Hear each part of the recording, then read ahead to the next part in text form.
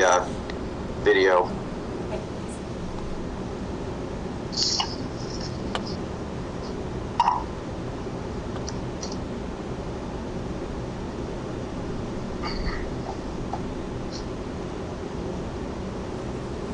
Okay, and you're live. Meeting will please come to order. This is a regular meeting of the Board of Trustees of the Village of Wilmette. I'll now ask the clerk to please call the roll.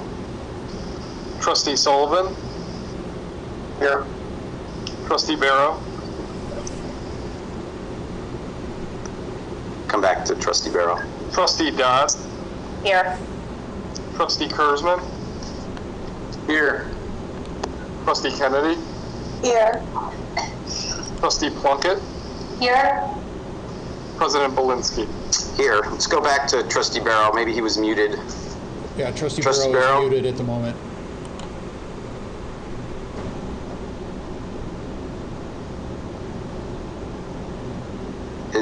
Did he respond? There's been no response yet. Yeah, Trustee Barrow is muted at the moment.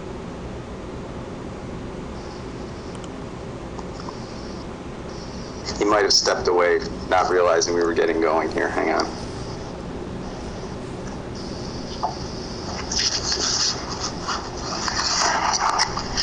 Peter, is he suggesting to you that he's having technical difficulties? Negative. Okay, thank you. I'm sending him a quick message here.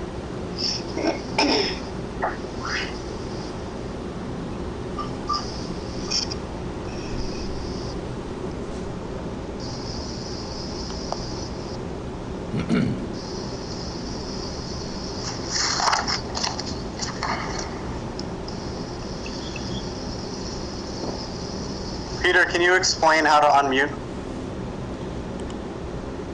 Sure, if you move the mouse over the video, Trustee Barrow, I noticed you unmuted very briefly. Just once you get the controls up, there's a little microphone icon you can click on to toggle the mute on and off. Yep, you had it there for just a moment. One click is all it takes to toggle it.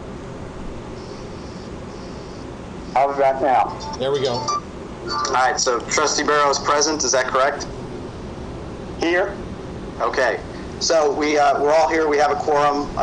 While I said a few minutes ago that this is a regular meeting of the Board of Trustees, as you all know, this is certainly not a normal meeting. For those watching the video in the future, the state of Illinois is currently under a stay-at-home order, which was issued by Governor Pritzker recently due to the coronavirus global pandemic. And as a result, all in-person village governmental meetings have been canceled.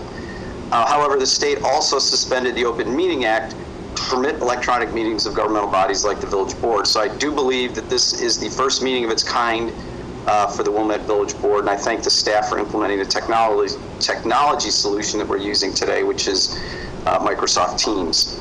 So as is normal, this meeting is being broadcast live on local cable access channel 6. It is also being broadcast on YouTube. And for those watching on channel 6 who may want to switch to YouTube because that's where the public comment functionality is, the URL is www.youtube.com/user/Village of Wilmette/live, and there's no spaces in any of that at all. Again, youtube.com/user/Village of Wilmette/live. This meeting will then be archived on the village's YouTube website, as we do for all other televised public meetings.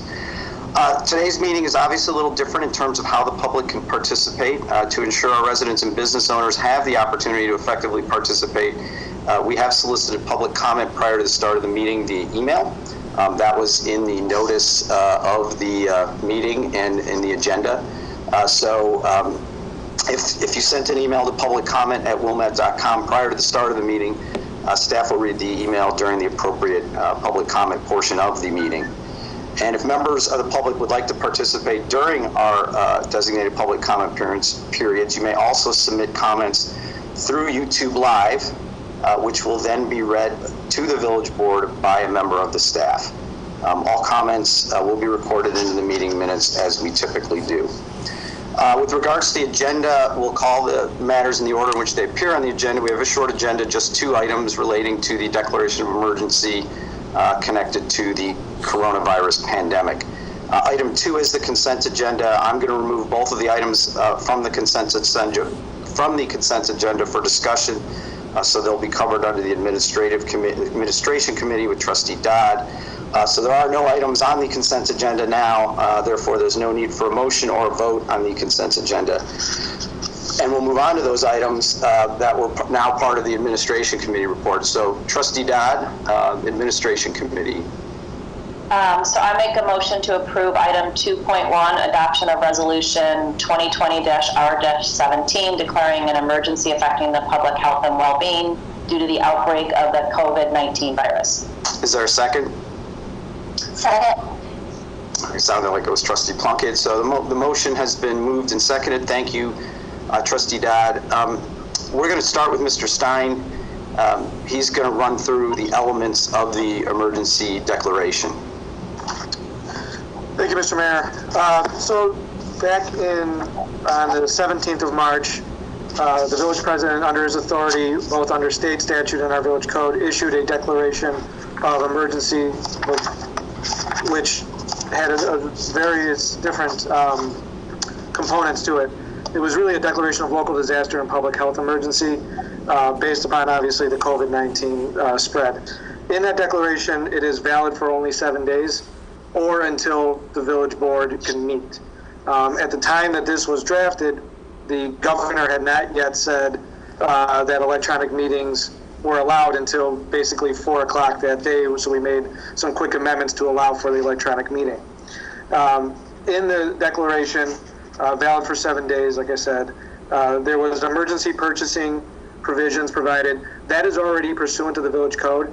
The village manager already had those provisions, but we are just now saying that we are in emergency and those provisions are activated.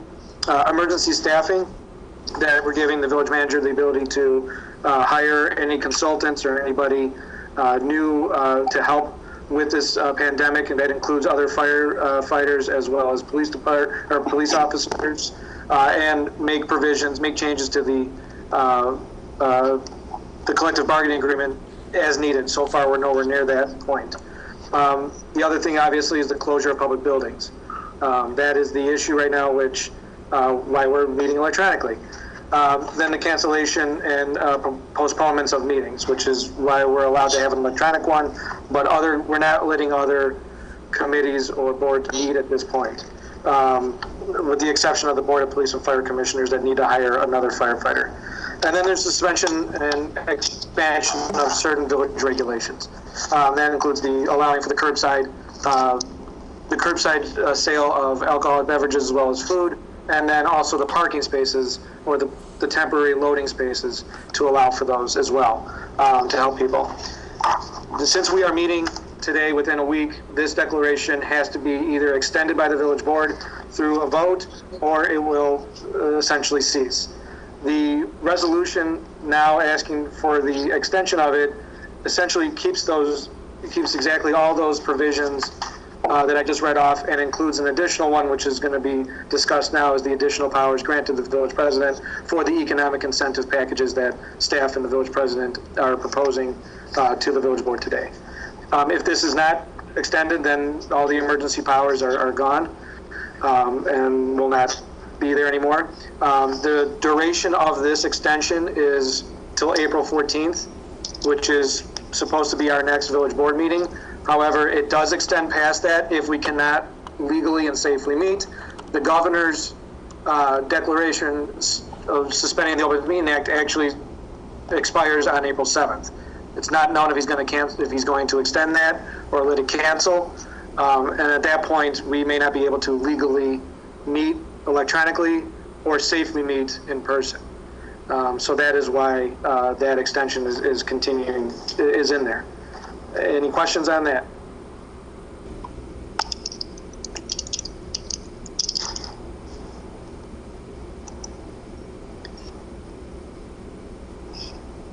You're muted. Sorry, guys. So I'm going to move into talking about the discussion of the sales tax rebate program. And I'm going to give quite a bit of background on the evolution of the idea.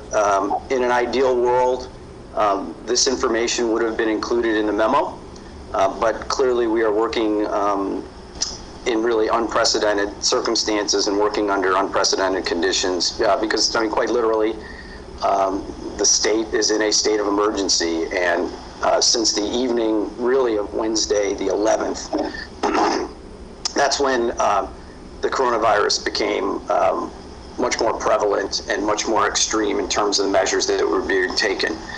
So for background, because of the virus, you may not be surprised, but I've been on a lot of conference calls and I've watched a lot of the governor's press conferences. The governor has a twice a week call with the mayors in the state. Mike Brayman and I participate on that call.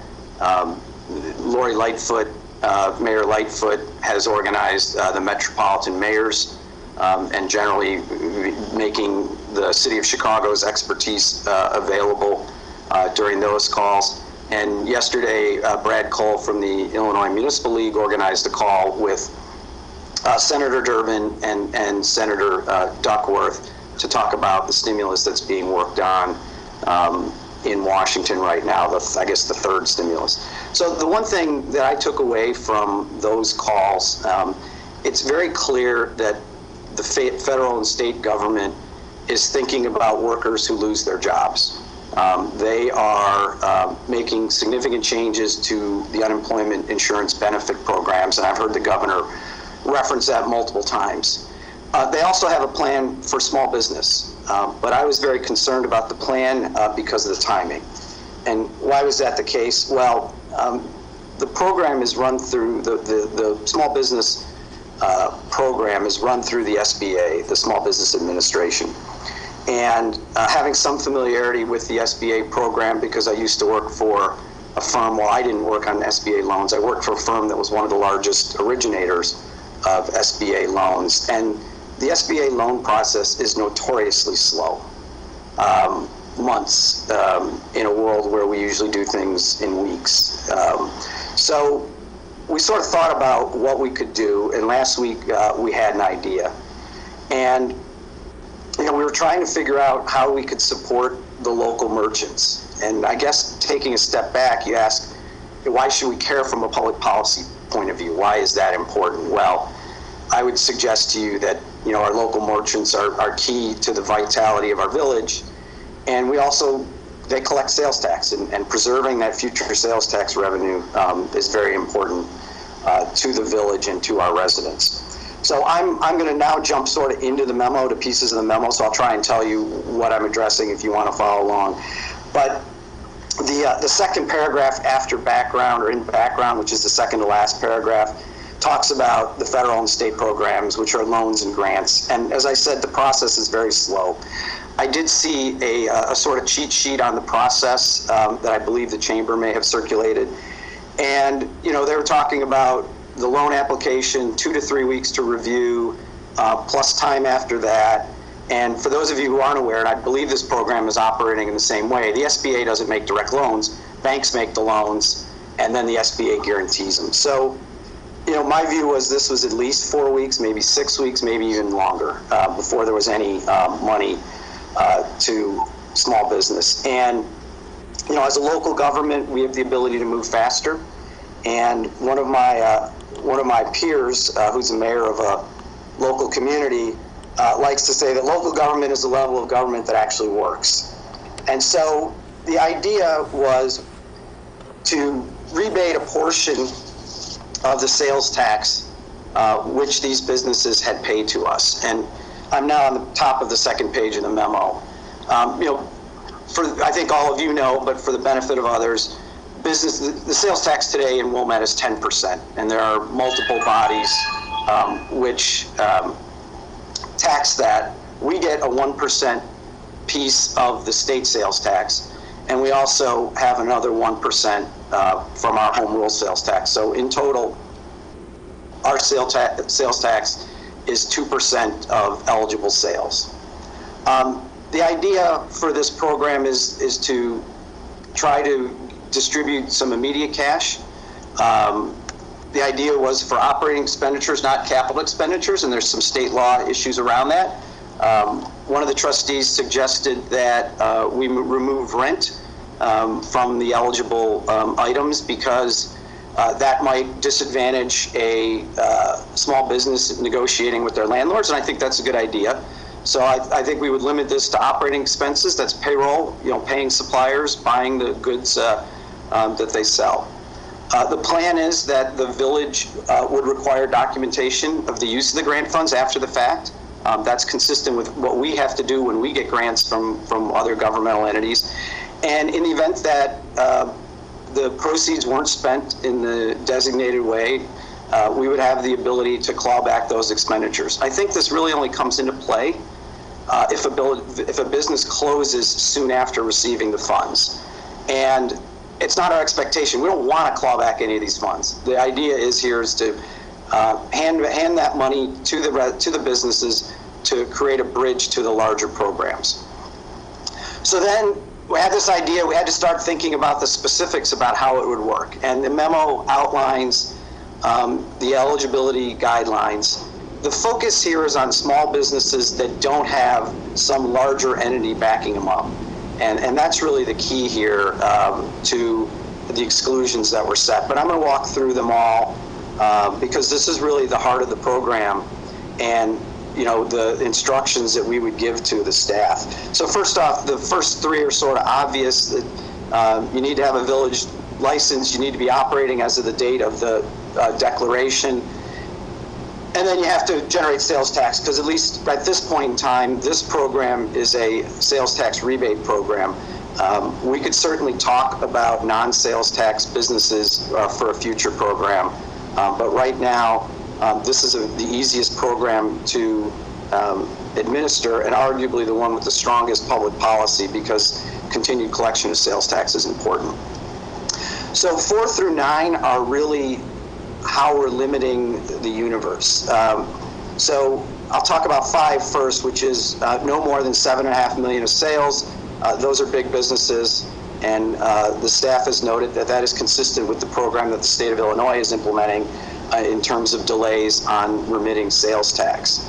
The $50,000 threshold was really set to limit the administrative burden here. With these, I'll talk about the statistics in a minute. The staff did send an email before the meeting with some stats and actually a detailed list of the 124 payments that would be estimated to be made if everybody applied. So 6 is no chains. 4 units is sort of arbitrarily set, but again, the focus here is on small businesses. Not part of a franchise system, and my rationale on that was franchisees pay royalties and other fees to franchisors, and the franchisor could do exactly what we're doing by either delaying or rebating franchise fees that have been paid, so they can be the short-term bridge and we don't have to be. This is not for private clubs. This is for businesses that are open to the general public, and the businesses aren't home corporations. This is about our vibrancy of our business, not of our business districts, and not about businesses that people run out of their basement or their garage. Finally, the businesses actually must have suffered a decrease in sales during the pandemic. I think that's important. Not all businesses actually have been hurt by this. If you sell food, you've done quite well, I believe, during this. There's actually a story about that in the press today.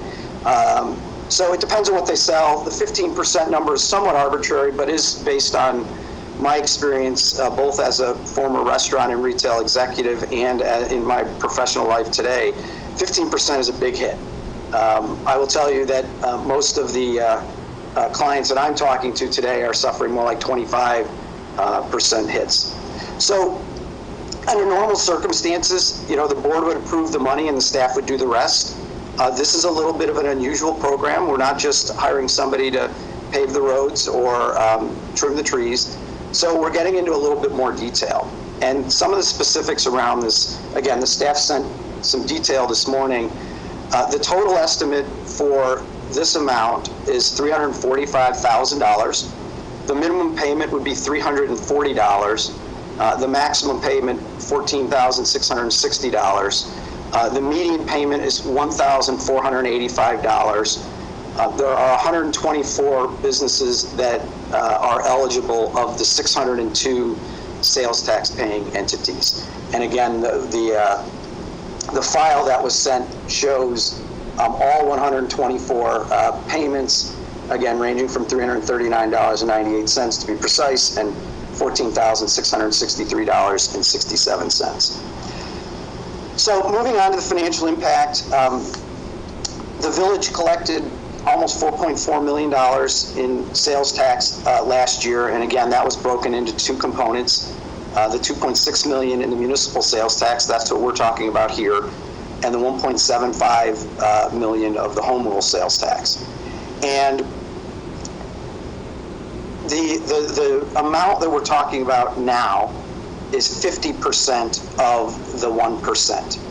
And again, that $345,000 number is low relative to the $2.63 million number, even though it's for 124 businesses, because we've excluded the big businesses. And those big businesses pay a lot of sales tax. And the idea is that they have the resources to weather the storm better than our smallest groups. So again, the last sentence says, additional expenditures could be considered. The resolution has $500,000 in. Certainly, if we'd like to take that down to $400,000 just to provide a little cushion, I think that would be appropriate. And then a question was raised about non-sales tax paying businesses. Look, we can take a look at that. We don't have as much information on those businesses because they don't pay sales tax, so they don't report sales. But that's a potential second program if we want. That shouldn't hold up relief to these sales taxpayers today. This is going to be funded out of reserves, and as we've talked many times in budget meetings and the like, the reserves are a rainy day fund, and obviously our issues today are not caused by the weather, but to me this sure feels like a rainy day. So one more thing we're going to do before we go to questions is the staff has asked a number of questions of, the trustees have asked a number of questions of the staff, and to the extent I haven't covered them in my comments, I'd like Mr. Brayman to sort of walk through those questions that were received and answer them now, and then we'll move on to questions from the trustees for the staff. We can work through those questions. Then I'll see if there's any public comment for us to hear, and that may take a minute. We may need to let that queue up for a second just to make sure. And then we can return and have a discussion among the trustees of the merits of the program. So, Mike, would you cover off on any of the questions that were asked that I did not already address?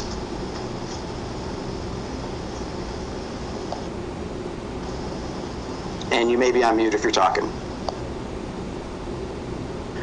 I'm unmuted now, sorry about that. All right, so first I wanted to just thank the board for your patience and flexibility. Normally this is a type of program we would spend months putting together and doing research and generally addressing all these questions that the board has asked us in advance in your materials. We just haven't had that luxury right now.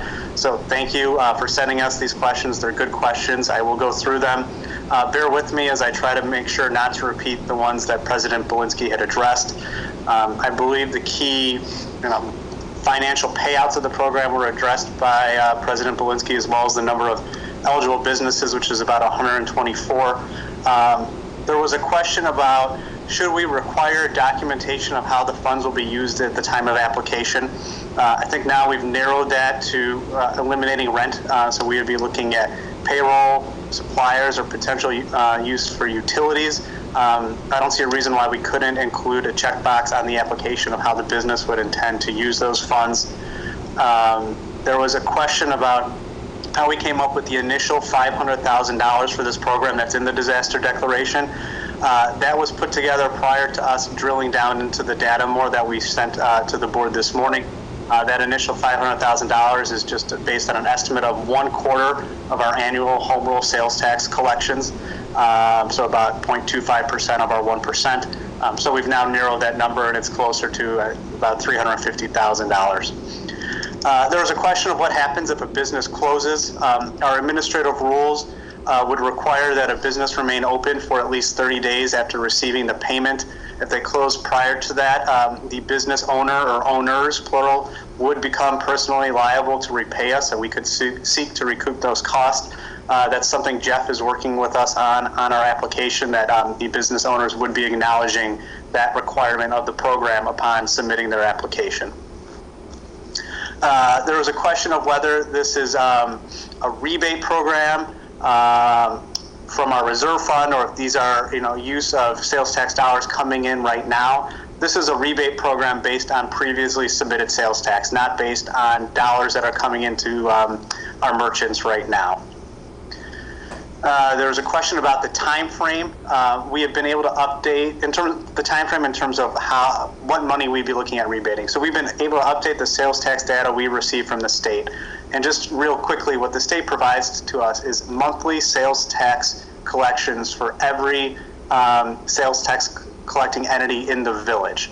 So we have really solid data, and it's a lot of data. So right now we have that through November 2019. So our rebate program would be looking at December of 18 through November of 2019, and then taking 50% of that. The reason we're not just doing 6 months from November back is that some of these businesses are seasonal, and we want to make sure we're capturing that amount as well. President Belinsky had addressed service businesses, so I'll skip that. There was a question about our reserve funds. Melinda will be pushing out a 2019 year-end financial report this week. Unaudited, we have just over $15 million in general fund reserves. 12.4 million of that are our general reserves, and 12.6 of that is, and 2.4 million is part of our SERF. So you add those together, and that's our 15 million. There's a question on what percentage of general fund revenues that this program, that sales tax would account for. Sales tax is 10% of general fund revenues and 4% of all revenues. The $300 sales tax rebate program is less than 1% of our general fund revenues and 0.3% of all fund revenues. So a fairly small component of our overall budget. There was a question of the process for approval of applications. How many do we expect? Do we have the capacity for this, and how quickly can we get it out? We are certainly trying to make this a simple and efficient process for our businesses right now. We're looking to keep our application to one page, basically ticking off the requirements in the memo that was submitted to the board. We would review the applications amongst the staff, ensure that they're fully completed, cross-reference the applications with our sales tax and business license databases to confirm eligibility, and then mark them for approval. Payments would then run through our typical check process, and those are signed by Melinda and both myself. Our goal would be to get payments out the door as quickly as we can. So as soon as we get applications in, we would start reviewing those and processing check runs to get them out potentially even by next week.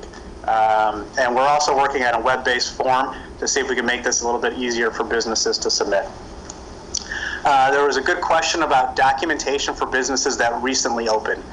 So some businesses, may have been open on March 17th, 2020, but not for all or some, or even some of 2019. So we don't have all their sales tax data. What we could do with somebody like that is ask for a copy of the sales tax payments they made to the state of Illinois since they opened. We get that information from the state 3 months after that's submitted to them. So we'll be able to capture some of that money and then extrapolate out what an estimated 6 months of revenue would be. And I think that's very important because there are new businesses in our community that we want to make sure are able to remain in our community, and I think this is a way to get that done. President Belinsky had talked about the minimum and the maximum amounts, so we'll skip over why we had selected those. There was a question about, can businesses survive a one-week downturn in revenue? Eric was able to pull a study from JP Morgan Chase Institute that shows that half of small businesses only have 27 days of cash to cover their costs, and restaurants have about 16 days of cash to cover their costs. So getting this money out as quickly as we can, based on that type of data, is going to be really important. There was a question about what are other communities doing. We are certainly on the forefront of this in our area. I've been communicating with area village managers on a daily basis. Highwood is looking at doing something similar. They're about a week away from their approval. And since I had reached out to managers in our area, both Glenview and Lake Forest have reached out to our finance department seeking more information on our program as they're looking to do something similar. And the Village of Elk Grove Village just announced almost a $3 million package for both residential properties and businesses to try to help them through this time period. And let me just interject there, Mike. That $2.8 million, as I read it, was the amount of their budget surplus in the prior year, and they were basically giving it all back. Is that your understanding as well? That was my read as well, correct. Just a few others here. There's a question of what is the board's role in this going forward? So the board will have to approve all the expenses we pay out after the fact as part of the emergency declaration. If the board does not approve a specific expense, we would then go claw that back from the business owner. And that'll be something that is part of our application, so the businesses are aware that there is some level of risk there if a payment is not approved after the fact by the board. We'll also be sure to keep the board updated throughout. We will provide regular reports to the board, number of applications, payments made, so that you have the most up-to-date information and that we can track how the program is going, as well as potential problem areas that we run into should a business close. Prior to 30 days, we'll be sure to inform the board and let everybody know how we are going to handle that. There was a question on being explicit on how the funds will be used. I think our memo addresses that, but we'll be very clear in our administrative rules and as well as on the application. And then businesses are going to have to submit to us some type of certified receipt or proof of payment that documents that the funds they received from the village were used for eligible purposes. And if they are unable to submit that documentation, we would go and seek to claw back those funds. There's a question of what assurances do we have that the rules the administrative rules that will be finalized match what's in the memo, what's being discussed today. We as a staff are fully committed to a transparent process that is consistent with what the board's direction is. And that's very similar to how other grant programs work. The grant programs are new for us. We don't do these very often, but the state of Illinois does these regularly. And generally what happens is the legislature will allocate the funds for the grant and identify the purpose, and then it's left to the professional staff to draft the administrative rules and administer the program. So we would be operating in that same manner. There was a question about ensuring we don't pick winners and losers and making sure we have objective standards. The spreadsheet that was sent out just a little bit before this meeting that documents the 124 businesses, their sales tax collected, and the percent that would be allocated out of this program, I think helps make it clear that everybody will be treated consistently, and our application as well, as long as everybody's meeting the requirements of the program, everybody will receive their funds in a consistent manner. There was a question of whether this is a loan or grant program. Just to be very clear, this is a grant. We will not be seeking repayment of these funds. And I think the only, let's see, I've got two more questions here. In terms of transparency and accountability to our residents in the community, of course, we will certainly be doing that. All these funds are going to be available to the public. They'll be provided to the village board for approval, and anybody who has questions on it would be able to access them via the Freedom of Information Act or simply through our website. Yeah, Mike, actually, though, wouldn't all of these disbursements be shown in Melinda's monthly reports, and then again annually when we do the annual treasurer's report that lists all the disbursements that the village has made? So yes. there's no secrecy here. This is all very transparent. Yes, absolutely. It'll be in all those forms, and we'll also find a way, just to make it easily accessible and available on our website as well. And I think that is it. The last one was about regular reporting to the village board, which I had indicated we will most certainly do. So I tried to capture all the questions we got over the past few days. I apologize if I missed some of yours, but if there are any, we can certainly answer those right now. Okay, so I will open the floor to the trustees if they have further questions for the staff. Mike, thank you. That was very comprehensive. Between you and me, we have talked at length here. So trustees, any further questions for the village staff on this before we experiment here and try and move into a public comment setting? Do you want us to raise our hand? Just go ahead and Just so there's, I don't think we can quite be quite as formal here, so go ahead, Trustee Kennedy. Okay. My question was what the consideration was in making it a grant program as opposed to a term interest-free loan. I think there's lots of loan programs that are being put out there today, and my thought was that it should be a rebate. So that was the discussion with the staff on that. It's a fairly small amount of money, and administratively, I'm not sure it's worth. Trustee Barrow is a former lawyer that dealt with loans. I'm not sure it's worth the paper to get a $300 check from the village.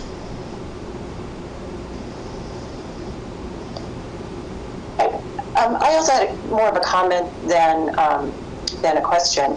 As far as having transparent. Can we save the comments? Let's go through questions and then public comment, and then we'll go comments, if that's okay. Yeah, thank you. I have a question. Are we going to be tracking layoffs that take place from companies or businesses that receive this grant? I think the answer is there will be layoffs. I think it's impossible for small businesses to pay employees when they don't have revenue or when their revenues are down. It's only the big companies, and that's why they're not included, like Starbucks and McDonald's and the like, that can do that. So I think you could be assured that in all likelihood, many of these businesses at a minimum have reduced hours, if not fully laid some people off. Now, my understanding from interacting with folks, not village businesses, but other businesses that are going through that, is a lot of folks are furloughing people so they can bring them back when their businesses reopen. And the benefit of a furlough versus a layoff is keeping your benefits in place. But I think it's expected, Trustee Kurzman, that there will be layoffs. And as I said in my introductory comments, I feel very much like the federal and state government's focus has been on getting unemployment benefits as quickly as possible by changing programs and waiving rules and the like to those that are unfortunate enough to lose their job in these times. Thank you. A follow-up question is whether we can find some way to incent or reward businesses that do maintain staffing or use this infusion of funds to try to maintain or to diminish the amount of staff reduction. I think you're adding. It's a good question, and I think it adds a level of complexity to the program that's a little bit hard to administer. And again, some of these businesses, when you look down this list, $1,000 might get them, get their suppliers off their back, or pay their last 2 weeks of payroll that they owe to their employees. But we're just trying to bridge them to a much bigger solution here from the state and federal government, which, look, I mean, it's not just small business. I mean, it's our country. It's all of our communities. It's every element of our community that the state and federal government are going to have to step up and take care of here. I mean, it's really unprecedented. And the dollars that are being tossed around, on the call yesterday with Senator Durbin, he said, for context, the $1.6 trillion stimulus package is equivalent to the entire annual federal budget. So we're talking about basically doubling up the spending this year. Obviously lots of Washington type stuff going on, deciding where the money goes. But I think this program was designed to be simple and quick, and hopefully provide a lifeline. But hopefully the larger units of government can more effectively address these bigger problems. I have a question. I have a question. Can you hear? Yeah, go ahead, Trustee Plunkett. So initially, I think the numbers we were talking about for this program were 500,000, and it looks like when everyone crunched the numbers, we were only at 345. Which, and you look at each of these different businesses, I mean, it's not a lot. Is it contemplated to, have that money, in hand for a second round of this, or, are we comfortable with only 345 on the first round? I think the thought was that, this remains a fluid situation, and that, 345, 50% as opposed to the full 1% was a nice number at this point in time. But I think the situation is fluid, and, the last sentence of the memo says something along those lines that we could certainly consider other programs right now. In no way, shape, or form is this going to be sufficient to get them fully back on their feet, but hopefully, again, it provides some level of lifeline to the bigger programs. I have a question to follow up on Trustee Plunkett. Can you guys hear me? Yes. Yes, to follow up on Trustee Plunkett's question. So given that, this memo was put together and obviously the dollar amount has changed, and the proposal out on the table is for $500,000, but are we reevaluating that today to maybe make it $350,000, since that's what we know is the amount we need right now? Because obviously when there is a need for additional expenditures, we'll just have we can reevaluate that, and it's likely we'll need more than $150,000. So I'm just asking. My suggestion is to drop it to 400, just so we have some cushion here. But yeah, I think we should drop it to 400,000, because we're really addressing a $350,000 program at this point. Okay, and then I have another question following up on what Trustee Kennedy asked, which is, the question she asked about why is it a grant versus a loan, and you were talking about the administrative kind of process here, which is, it seems like a lot of work for only, maybe $300 for some businesses. I thought that's what I heard you say. But when I look at, I just want to make sure I understand the numbers here. When I look at what we think is the minimum rebate is $340, but the average is more around $2,800. So I just want to make sure I understand. Are we thinking there's many businesses that are going to get only $300? Just in terms of the administrative, unless I'm not understand, I'm trying to make sure I understand the memo that came out in terms of what they're expecting to pay. There's a sheet. Did you see the sheet, Trustee Dodd, that has them all spelled out, all 124? Yes.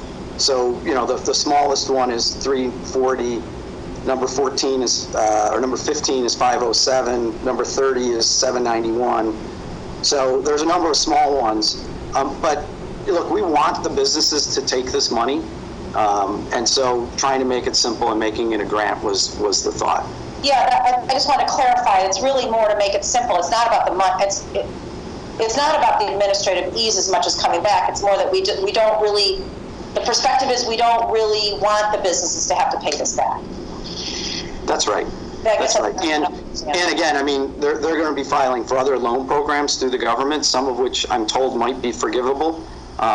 Actually, Trustee Kurzman, if I'm not mistaken, Senator Duckworth mentioned something about loans being forgivable if they were used for payroll, which would incent people to keep people on the payroll in the federal program. That's my recollection from yesterday's call. So yeah, but Trustee Dodd, to your point, we're trying to make it simple. We're trying to make it easy. We want the businesses to be able to access these funds quickly, and it's a relatively small amount. And again, as a rebate of monies that they've collected, think about it as an investment in retaining those. If you had to put a little bit of money in to retain that annuity stream, you would do that. So. Okay, and then I have another question, which was, and I know Mike addressed this, but I wanted. So you've obviously been on calls with other, with the governor, with the mayor of Chicago. Can you speak a little bit to just what other communities are doing, similar to this? So I think Mike mentioned one particular city, I can't remember if it was Buffalo, which was paying out, but could you just, Elk Grove Village, okay, but, so are you aware of other communities that are doing this? That just based on the calls that you're participating in and things like that? Yeah, I mean, most of the calls are referencing the SBA loan program, but Mike perhaps could speak better to the conversations he's been having with local village managers about things like this. Yes, so the one most specifically that I've been in communication with through my managers group has been the city of Highwood up near Highland Park. And for those who don't know, they've got a very well-known and strong restaurant scene. So they are looking at doing something similar to ours. They haven't determined exactly the amount of money, percentage of sales tax they're going to be rebating. They would have a cap like we do that would essentially eliminate those chains and franchises, as they had mentioned, like a Starbucks and a McDonald's in their community. So focusing on the small local businesses like we are. And they had indicated it would be a grant program and not a loan, but I think that's still a fluid situation. So they're moving in that direction. Since I had communicated to the other managers in the area that we were looking at this, we've heard from Glenview and Lake Forest asking for details on what we're doing. So they may be looking at doing something similar and modeling their program after ours. I've also heard from other communities who wish they had the reserve funds to do this and just don't have the financial wherewithal to make these types of grants right now. Some communities very close to us. And then Elk Grove Village, we had talked about earlier, they're doing a nearly $3 million basically rebate of their 2019 surplus. A portion of that is to residents on their water bills, and then a portion is waiving various business-related fees, business licenses, liquor fees, and whatnot. On our side, on the residential side, we are delaying late fees on our bills. We are delaying the liquor license renewals for our restaurants because those are not inexpensive and they may not have the funds right now. We're not doing any water shut-off, so we're being as flexible as we can in all aspects, recognizing the challenges that the economy is presenting to all of our constituents.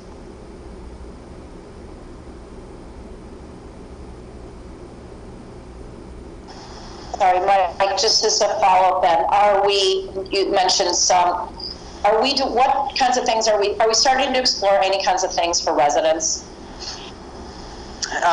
So as I had mentioned, we're holding off on the water shutoffs. We're not charging late fees for vehicle stickers or water bills right now.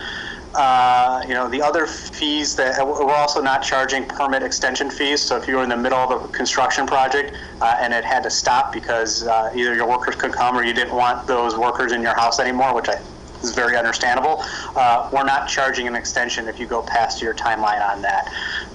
So that's where we're at now in terms of residential fees. One thing we're going to look at, and we're going to be asking the board possibly to meet again soon, is to discuss our stormwater project. And as we refine our stormwater utility fee with our construction prices, if we move forward with the project, we may be able to try to tighten our belt on that fee as well this year. I just can't commit to that at this point, but it's something we're looking into. But Mike said, raises a question for me as to when we are going to meet. If this is sort of a phase one of a larger discussion about non-sales tax paying entities, for example, or residents, when will we have a chance to address those issues if our regular meetings are suspended through April?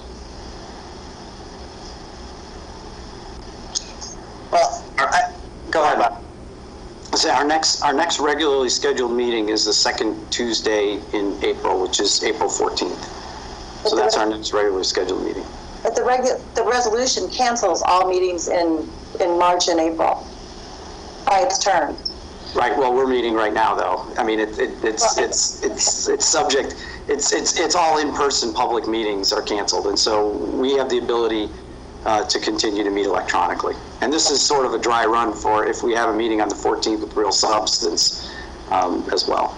Well, that's my question. So what is our plan in terms of meeting in the next month or so? Sure. So from a staff perspective, our plan would be to hold our regular second and fourth Tuesday meetings right now and do it in this manner as long as we're able to via state law. So if the governor rescinds the portions of his executive orders regarding Open Meetings Act, and we can't safely meet, that would present a challenge for us that we'd have to work through. But right now, our intent is to continue meeting and probably even have a committee of the whole prior to April 14th to discuss stormwater, because I know there's some concerns and questions amongst board members, and we want to work through that. So we do plan to continue to meet, and under the Open Meetings Act, we can schedule meetings with 48 hours notice. And Jeff, correct me if I'm wrong, but if it's an emergent situation, an even shorter time period. Thanks, Mike. That's correct. Other questions for the staff on the program, the memo, the discussions, or otherwise? All right. So we'll move on to public comment, and just as a introductory comment, the governor's order, asked us, or we rephrase it, recognize the difficulty of having public comment during a meeting that's held electronically. So the language, Jeff, is something along the lines of, we'll make every reasonable effort to accommodate public comment. Is that correct? That's correct. It's not mandated. Public comment is not mandated. The Attorney General, as well as the Governor, have expressed encouragements or ways to encourage public bodies to continue to do public comment or hold public comment, and which is what we are doing right now. The fact that we have a YouTube live stream of this meeting, we've had a new email account that's been put on the agenda to accept public comment, are the things that the Attorney General has recommended that we do, and we are doing them. So right. So we're trying our best here to accommodate public comment in the context of the situation that we're in. So the first question is, did the staff receive any public comment to the public comment email address which was submitted in advance of the meeting on this particular item? Not on this item. Okay. So you're saying there was public comment submitted for general public comment for the meeting? We do have at least one. Okay. All right. So now for people who are watching on Facebook Live, they should submit their comments, and then a village staff member will read them. Is that correct? Correct. Okay. So let's, first off, have any comments been submitted via Facebook Live? I see Mr. Stein nodding his head no, but... Just to clarify, this is Alex Ortega from the Village Manager's Office. We are accepting comments on YouTube Live, on our YouTube Live. I'm sorry, I did say Facebook. I said YouTube earlier, I said Facebook right then. So YouTube Live, where the meeting is being broadcast at the URL that I had provided earlier. As of right now, there are no public comments on the YouTube channel. Okay. Should we wait? I don't know let's wait 30 seconds or so here, just in case people are now like scrambling, typing at their computer, trying to get to public comment.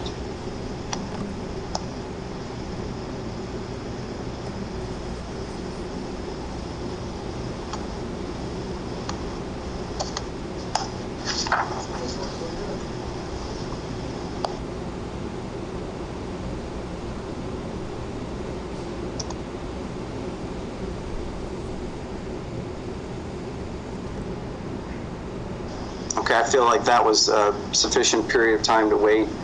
So we'll move on to discussion. This is going to be the easiest process here. So I thought we'll just do the old school go around the horn here and let people express their thoughts.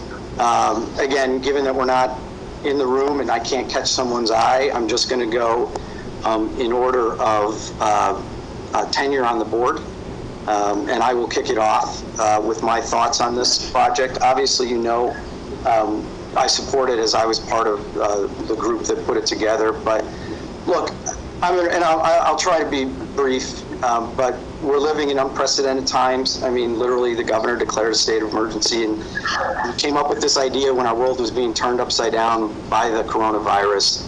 I've said it before, but look, the state and federal government ultimately has to provide the resources to save all of our communities, with small business just being a small part of the plan. I said I was concerned about timing, given what I know about the SBA loan program.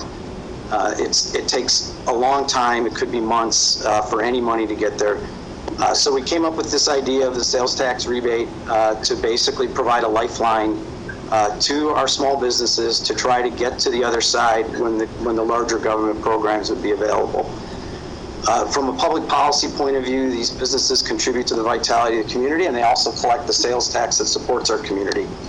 And I know, look, we've gone through this stuff quickly in just a couple of days, but when you really dig into the details here, it's a very simple program. There's no big businesses, there's no chains, there's no franchises, there's no private clubs. This is about small businesses who've suffered at least a 15% drop in sales. And, we walk through that criteria, which that's the criteria. So if they qualify, they'll get back an amount equal to 0.5% of their annual sales, and that relates to the 2% that we get for sales tax. So we're talking about 0.5% of the 2%. We know how much each of the businesses has paid. We get that info from the state. So it's simple. You qualify and you get a rebate. It's about $345,000 in total. And it's small, as I said, because we've excluded the bigger businesses because they have more resources to weather this storm than our small businesses. By the way, those businesses are probably going to need help too from the federal government, but it's less likely that they are quite as short on cash as everybody else is. So $300,000 in the context of $4.4 million we collected last year in sales tax, $300,000 or $345,000 in the context of $15 million of general reserves that we have. But that $345,000 could go a long way. The state and federal government have most of the work to do, but this program is just a lifeline. I believe this is very good public policy. That's why I support the plan. As Mr. Gray mentioned, we've heard from other communities that are interested in what we're doing. I believe that's because it is good public policy.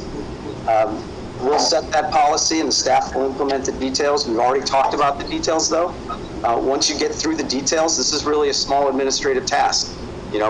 Processing applications, cross-referencing into our databases of businesses and the sales tax that they paid, cutting a check, and then in the future getting backup materials to support where that money was spent. It's not that complicated.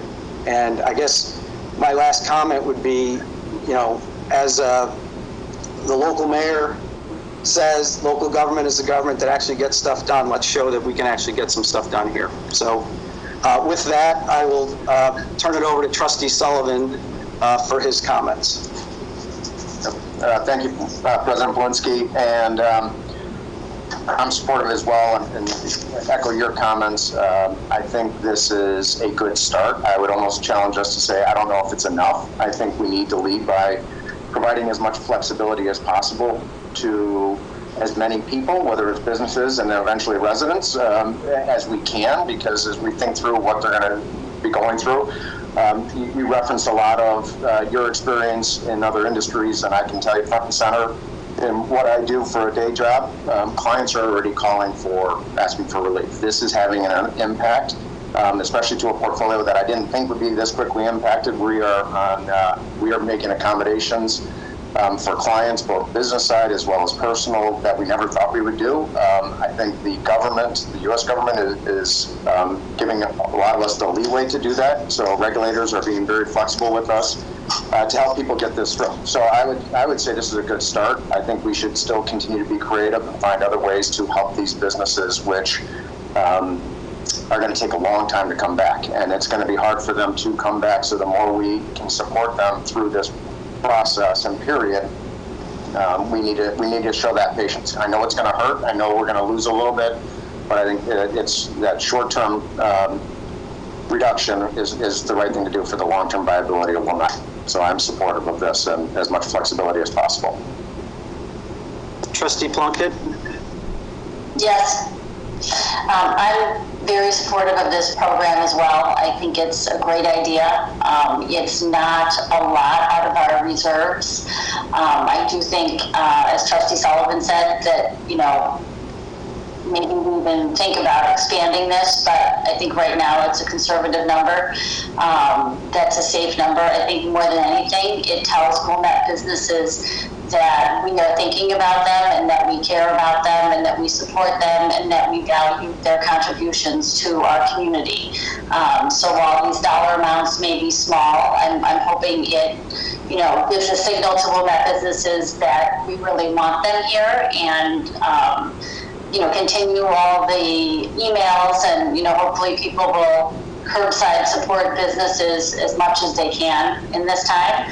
And I think it's just part of a larger conversation that we're going to have. We are in a fortunate position with our reserves right now, which I think is wonderful, but there's a reason. And now is the time that we're going to have to think critically as the weeks and months pass about how we're going to help our businesses and our residents. Trustee Dodd? Yeah, so I echo the comments that were made by the previous three trustees or by you as well, President Belinsky. I do think, obviously, you started out by saying that local merchants are incredibly important to our community. I agree, and I do think that this helps. It's a very small thing that's going to help the businesses, but it reinforces to our community how important these businesses are to us. I do think that I have a couple comments related to that. I do think we should, if we could, I would want us to continue to do more messaging or more communication to our residents about using curbside pickup and ways they could do, what they could be doing to continue to support our local businesses, because this is only going to be a very small portion of what we need to do. And so I would like us to see us do more of that. Secondly, I just want to say that this is a very challenging time for our businesses, but we can't forget this is a very challenging time for our residents. And so I think as aggressively as we've been moving here to look at doing something to help our businesses, I think we should be doing something to help look at our look at things for our residents. And examples could be things like just delaying all collection of vehicle license right now or things like that. And I would like us to look at that because I think that this is sending a really strong message how important our businesses are to us, but I would like us to think about sending a message of how obviously the impact we know this has on our residents. Because I feel like this is this is one step of what we might need to do for the businesses, and maybe we need to do more. I don't disagree with those comments, obviously for the same reason we don't know what we need to do for the residents. I prefer that the dollar amount that we're putting here is $350,000. That's what the numbers show that we need. And I think we're going to have so much there's just going to be lots of needs here. And so I think we should just be careful with how we're spending any of our money right now. I think we're lucky to have some reserves. So my preference would be that the dollar amount that we approve is $350,000 because that's what that's what this shows that we need. If for some reason it turns out that we end up needing more, as our legal counsel said, we can quickly get on a call and modify that amount. But I just think we should be careful with how we're spending our money. With that, though, said, I can support this. Trustee Kurzman? Yeah, thank you. I wanted to raise those questions just because on principle and just as my own personal philosophy, I think working class people are a significant part of our fabric as well. So I did want to raise the question, and I do also appreciate Trustee Dodd's, perspective about assisting residents in addition to business. But to my specific concerns, President Bielinski, you've answered, I thought, very well to them, and I appreciated your perspective back on that. This isn't perfect, but I'm very happy to support it, and I'm open to additional support in the future if we're finding that this is achieving what we were hoping. So thank you for your work in coming up with a new idea, a new concept, and I look forward to supporting it. Trustee Kennedy? I want to second a lot of what's been said up to now. I also support the program, and generally speaking, I do think that, like Trustee Dodd, we should limit it to $350,000 because that really seems to be the amount that we need. And I would like to have room for additional programs for non-sales tax paying businesses, which are also critical to the livability of Wilmette, and to residents as well who are needy. And I think if we keep this capped at about $350,000, that gives us a little more room to deal with those other issues. in the near future, and I hope that it is in the near future. If possible, I'd like to leave this meeting with a commitment that we'll address that before it's too late. And I think that May is too late, frankly. I would prefer that the larger amounts be loans, no interest term loans instead of grants. I understand that that's complex when you're talking about small amounts, but if you're talking about something over $5,000, that seems to me appropriate for a no interest term loan. But I'm certainly not going to hold up a positive vote on this over that issue. I just would prefer that.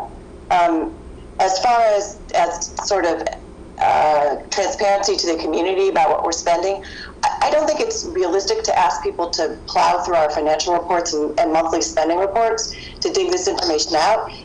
It's you're quite right, President Belinsky, that you could do that, and so but I don't think that makes it transparent. I think transparency involves having an actual report to the community on this particular item detailing our spending, because I think we should do that because this is very unusual. It's unprecedented as far as I know, and I think we owe it to the community to make it easy for them to access information about that so that they know what we're doing. So I would really like to see that from staff before the end of the month. Trustee Barrow. Thank you, President Belinsky. I would simply echo the support that my fellow trustees have given for this program. I think you articulated very thoroughly the benefits and the basis for it. I do agree with Trustee Kennedy that some particular straightforward disclosure of what we're doing is in order here. As she has noted, it's an unusual thing for us or anyone to be doing, but it's a very good thing. It's a very supportive thing for all of us that live here and for all of the businesses that are here. So I'm entirely in favor of this. I began this process with a fair amount of questions, but between our discussion and your presentation, President Belinsky, and our village managers answering of those questions, I'm entirely supportive of this. So it's another very positive statement about the care that we have as a village and the care that we take as trustees. So It sounds like whoever pet that is also in agreement. So yeah, I'm sorry to say that's my favorite day. Okay, so here's my suggestion on the amount. A 10% cushion to the 345 is 378. So can we do a 10% cushion and reduce the approved amount to $375,000? Trustee Dodd, is that acceptable to you? Yes. Okay, so you were the movant on this one. I think I said that right. So if you would offer that amendment to change the amount, and then we'll go to the second, which I think was Trustee Plunkett. If they're okay with that, then the motion would be amended. Okay, so I think what I would do is I'd make a motion to approve item 2.1, adoption of resolution 2020-7-19 for an amount not to exceed $375,000. Is that okay? Yes, I believe so. Trustee Plunkett, are you okay with that? Yes.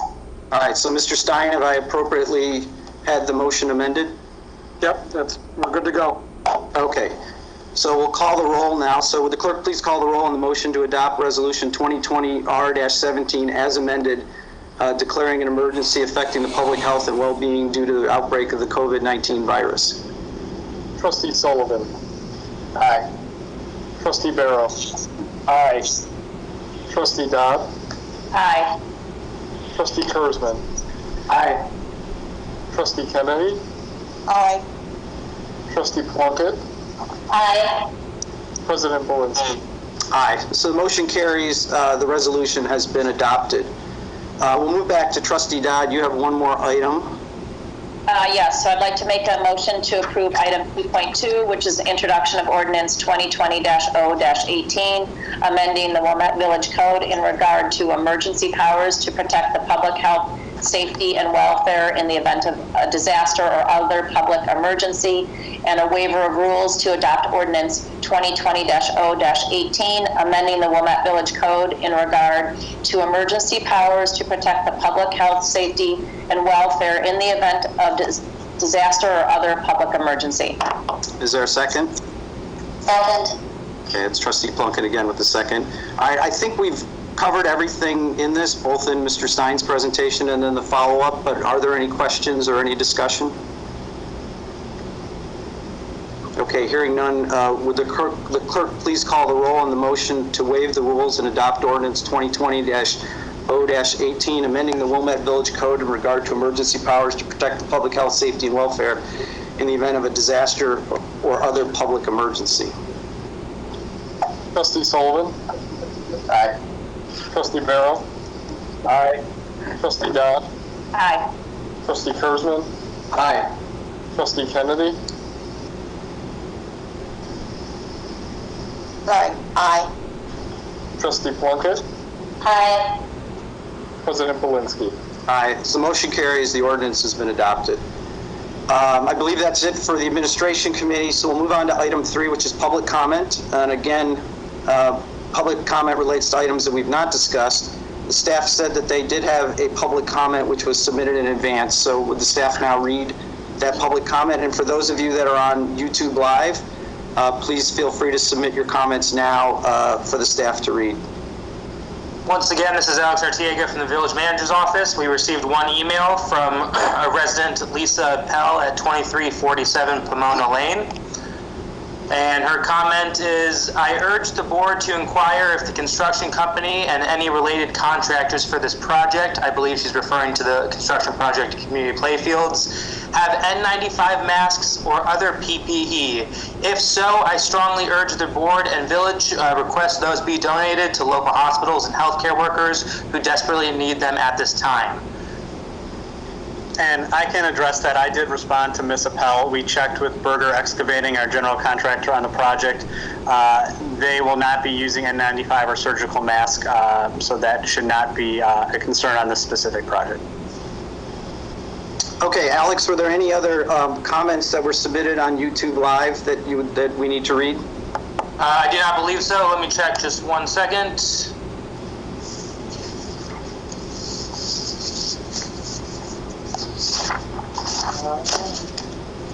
No additional comments at this time.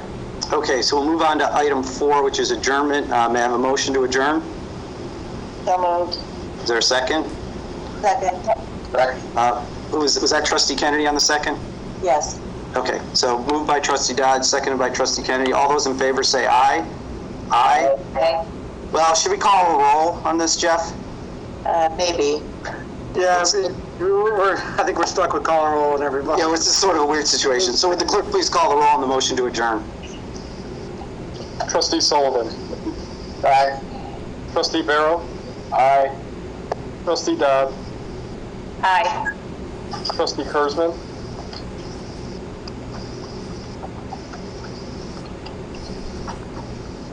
Trustee Kurzman? I'm sorry, Alex. Trustee Kurzman, you're muted. Aye, sorry. Nope. Trustee Kennedy? Aye. Trustee Plunkett? Aye. And President Belinsky? Aye, so motion carries. We stand adjourned. Thank you all for joining us for this. This actually went reasonably smoothly, so Great we'll job. be in touch. That was a really great job.